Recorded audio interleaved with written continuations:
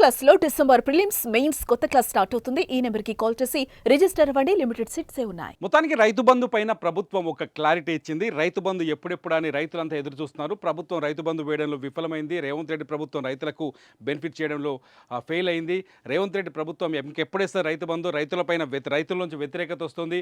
ఇక రైతు బంధు వేయరు, కేసీఆర్ ఉన్నప్పుడే రైతు బంధు వేస్తారు, రేవంత్ రెడ్డి వేస్తాడో ఏడో దానిపైన నమ్మకం ఉందో లేదని రైతుల్లో చర్చ వచ్చేటట్టుగా బీఆర్ఎస్ ప్రభుత్వం కావచ్చు, ప్రతిపక్షాలు కావచ్చు, ప్రజల్లోకి ఈ అంశాన్ని తీసుకెళ్ళాయి. ముఖ్యంగా బీఆర్ఎస్ సర్కార్ చాలా స్పష్టంగా రేవంత్ రెడ్డి 6 గ్యారెంటీలు అమలు చేయడం విఫలమైనట్టు మొదటి నుంచి ఆరోపణలు చేస్తున్నాయి. ఈ ఆరోపణలన్నింటికీ ఇవాళ అసెంబ్లీ వేదికగా ప్రభుత్వం సమాధానం చెప్పింది. రైతు బంధు పైన క్లారిటీ ఇచ్చింది. గుర్తుపెట్టుకొని రైతులారా, సంక్రాంతి నుంచి మీకు రైతు బంధు రాబోతుంది అని చెబుతున్నారు మంత్రి తుమ్మల నాగేశ్వరరావు, వ్యవసాయ మంత్రి తుమ్మల నాగేశ్వరరావు. ఎందుకు ఆలస్యమైంది ఇంతకాలం? ఎందుకు సంవత్సరం అవుతుంది ప్రభుత్వం వచ్చి రైతు బంధుని ఎందుకు ఆపింది? గతంలో కేసీఆర్ ఇచ్చినట్టుగా ఇస్తే అయిపోయేది కదని చాలామందిలో ప్రశ్నలు ఉండొచ్చు. దానికి ప్రభుత్వం ఇవాళ చాలా స్పష్టంగా క్లారిటీ ఇచ్చింది. మంత్రి తుమ్మల నాగేశ్వరరావు మాట్లాడారు, అలాగే ముఖ్యమంత్రి రేవంత్ రెడ్డి కూడా చాలా స్పష్టంగా మాట్లాడారు. మొదటి నుంచి వాళ్ళు వాదిస్తున్న విషయం ఇదే. ఇది ఇప్పుడే కాదు, కేసీఆర్ ఏనాడైతే రైతు బంధు మొదలుపెట్టారో, అప్పటి ముఖ్యమంత్రి కేసీఆర్ రైతు బంధు మొదలుపెట్టారో అప్పటి నుంచి కూడా చర్చ ఉంది. దీనిపైన విమర్శలు ఉన్నాయి, లేవని చెప్పడానికి లేనే లేదు. చాలాసార్లు చాలామంది మాట్లాడారు, రైతు సంఘాల నాయకులు మాట్లాడారు, పెద్ద రైతులు కూడా మాట్లాడారు. ఎందుకంటే ఒక రైతు బంధుకి ఒక కట్ ఆఫ్ కావాలి. కొన్ని ఎకరాల వరకే ఇవ్వాలి, అందరికీ ఇవ్వాల్సిన అవసరం లేదు. 100 ఎకరాల ఉన్నోనికి ఎందుకు ఇవ్వాలి? 10 ఎకరాల వరకు ఇస్తే సరిపోద్దని కొందరు, 8 ఎకరాల వరకు ఇస్తే సరిపోద్దని కొందరు. ఇదంతా కాకుండా సాగు చేసే భూమికే రైతు బంధు ఇస్తే సరిపోతుంది, పనికిరాని భూములకు ఎందుకు ఇచ్చుడు అనే చర్చ కూడా మొదటి నుంచి ఉండే. ఆ చర్చని ఇవాళ అసెంబ్లీ వేదికగా ప్రభుత్వం బయటపెట్టింది. చాలా స్పష్టంగా చెప్పింది, ఏదైతే రైతు బంధు గతంలో కేసీఆర్ ప్రభుత్వం అమలు చేసిందో అది హైదరాబాదు చుట్టూ దాదాపు 3 లక్షల ఎకరాలకి రాళ్ళు రప్పలు, రియల్ ఎస్టేట్ చేసినవి, ప్లాట్లు చేసి అమ్మినవి, ఇండ్లు కట్టిన చోట కూడా రైతు బంధు ఇచ్చిరంట ప్రభుత్వం చెప్తోంది. సో ఇప్పుడు ఆలస్యం అవడానికి కారణం కూడా రీజన్ అదే అని చెప్తోంది. రీజన్ అదే. ఎందుకు ఆలస్యం అవుతుంది అంటే, సాగులోకి లేని భూములు, సాగులో లేని భూములు, సాగు చేయని భూములని ఈ రైతు బంధు లిస్టులోంచి తొలగిస్తున్నారు. దీనికి ఒక సబ్ కమిటీని ఏర్పాటు చేసింది ప్రభుత్వం. ఇది చాలా రోజుల నుంచి నడుస్తున్న సబ్ కమిటీ, దీనిపైన వర్క్ చేస్తుంది.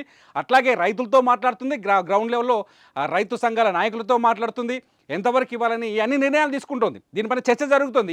ఈ చర్చని ఇవాళ అసెంబ్లీ వేదికగా మంత్రి తుమ్మల నాగేశ్వరరావు కావచ్చు, ముఖ్యమంత్రి రేవంత్ రెడ్డి కావచ్చు చాలా స్పష్టంగా చెప్పారు. రైతు బంధు వేయడంలో మీరు విఫలమయ్యారంటూ కేటీఆర్ అడిగిన ప్రశ్నకి చాలా స్పష్టంగా సమాధానం చెప్పింది. ఏం చెప్పిందంటే, సంక్రాంతి నుంచి రైతు బంధు వేయబోతున్నాం, రైతు బంధు కూడా సాగులో ఉన్న భూములకు మాత్రమే వేస్తాం, సాగు చేస్తున్న భూములకు మాత్రమే వేస్తాం, గైరాన్ భూములకు, రాళ్లకు, బోళ్లకు, గుట్టలకు రైతు బంధు వేయం.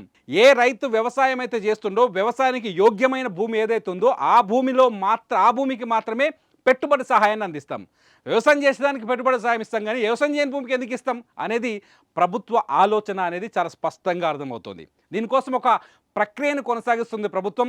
ఇప్పటికే సాగు చేసే భూముల లెక్కలు తీసే ప్రయత్నం చేస్తున్నట్టుగా తెలుస్తుంది. గ్రామీణ స్థాయిలో ఉన్న అగ్రికల్చర్ ఆఫీసర్ల సహాయంతో ఈ లెక్కల్ని వేస్తూ వస్తుంది, అంచనా వేస్తున్నట్టుగా తెలుస్తుంది. సో రైతు బంధు పైన ఇప్పుడు రైతులకు ఒక క్లారిటీ వచ్చింది. చాలా ఇంకో మాట కూడా చెప్పింది, ఏంటంటే సంవత్సరానికి గతంలో కేసీఆర్ ప్రభుత్వం 10,000 ఇచ్చేది, పంటకు 5,000 లెక్క ఇచ్చేది ఎకరానికి. మేము పంటకి 15,000 ఇస్తామని చాలా స్పష్టంగా చెప్పింది. ఒకవేళ ఈసారి 2 సంవత్సరం అయిపోతుంది కాబట్టి 2 దఫాలు కలిపి ఒకేసారి వేస్తారో ఏమో చెప్పలేం. మరి ఆలోచన కూడా ప్రభుత్వం ఉన్నట్టుగా తెలుస్తుంది. మొత్తంగా రైతు బంధు పైన కూడా ప్రభుత్వం ముందుకు వచ్చింది. చాలా స్పష్టంగా ఇవాళ అసెంబ్లీ చూస్తుంటే చాలా స్పష్టంగా అర్థమైంది. బీఆర్ఎస్ పార్టీ ఇప్పటివరకు ప్రజల్లోకి ఏ అంశాలను అయితే బలంగా తీసుకుపోవడానికి ప్రయత్నం చేసిందో వాటన్నింటినీ సభలో కొట్టిపడేసింది రేవంత్ రెడ్డి సర్కార్. మొత్తంగా రైతుల సమస్యలపైన కూడా ఇవాళ అసెంబ్లీ వేదిక పైన స్పష్టత ఇచ్చింది.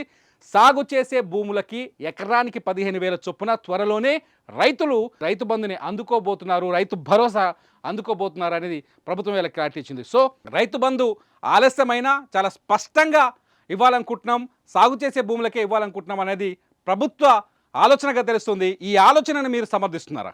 సాగు చేసే భూములకే రైతు బంధు ఇవ్వాలా, లేకపోతే బోళ్ళు రాళ్ళు రప్పలకు కూడా ఇవ్వాలా? మీరేమనుకుంటున్నారు? మీ ఆలోచనని ఈ వీడియో కింద కామెంట్ రూపంలో పెట్టండి. మీ కామెంట్స్ని ఖచ్చితంగా నేను మరో వీడియో చేస్తా. చూస్తూనే ఉండండి సుమన్ టీవీ.